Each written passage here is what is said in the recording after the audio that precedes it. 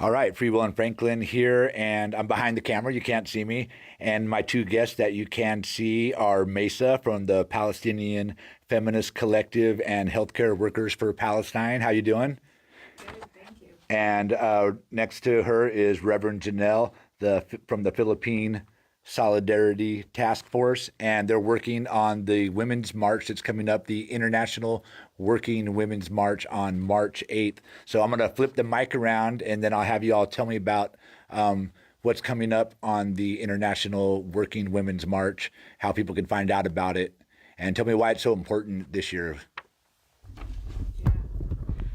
So as Frank mentioned, we are organizing, we are the co-hosts, co-organizers for this year's International Working Women's Day March, which will be held on March 8th, which is a Friday, next Friday, in San Francisco at 1 p.m. at the Civic Center.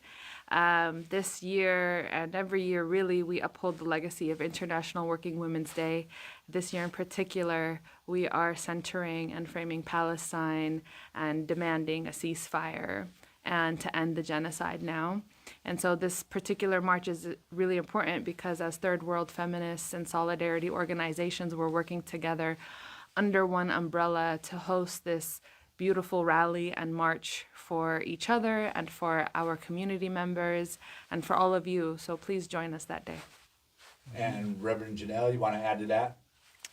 Sure. Yeah, just join us on March 8th. It'll be an opportunity to build relationships, see our collective power, to really be there and seeing how solidarity works between our different organizations and our different struggles. It's a way for us to also resist. You know, there are false narratives, lies out there that are perpetuating violence amongst all of our communities. And it's a way for us to sort of put the fight behind our truth telling. So, yeah, come and celebrate with us. And talk about the importance of decolonizing this movement that you're all working on, the feminist Western model of feminism. Yeah, so we know that Western media really portrays what doesn't actually portray what's happening on the ground in Palestine, doesn't portray what's happening within our own communities here on Turtle Island. And so part of our narrative really is to shut down the idea of colonial feminism or what is known as Western feminism, and to take back that narrative that us as Palestinians, as feminists, and as third world women, we are here for our own community. We are the feminists that are holding it down in the streets. We are taking care of each other. We are healing each other. We're educating. We're cooking for each other.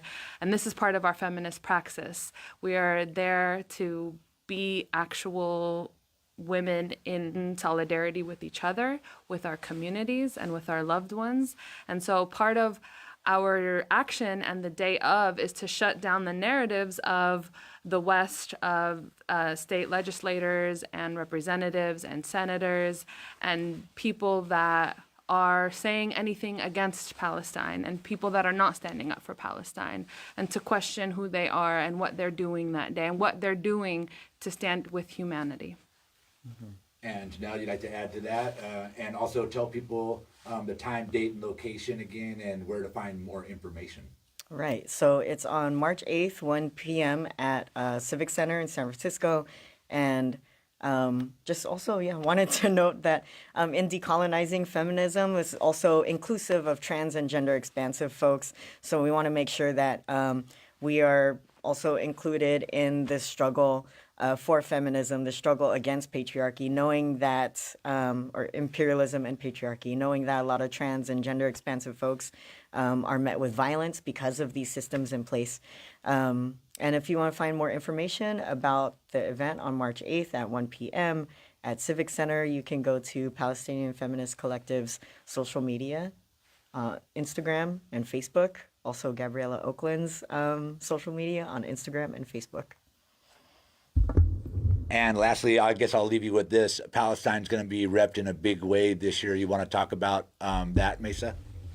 Yeah, well, the past 5 months have been a state of urgency and emergency, not only for Palestinians, but for people of the world and anybody that has a consciousness.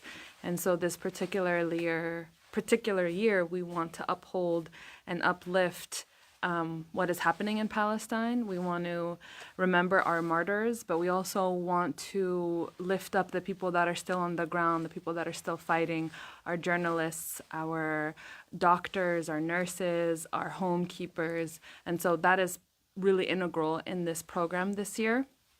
And feels really important and really necessary at this time, especially as Palestine is facing a genocide.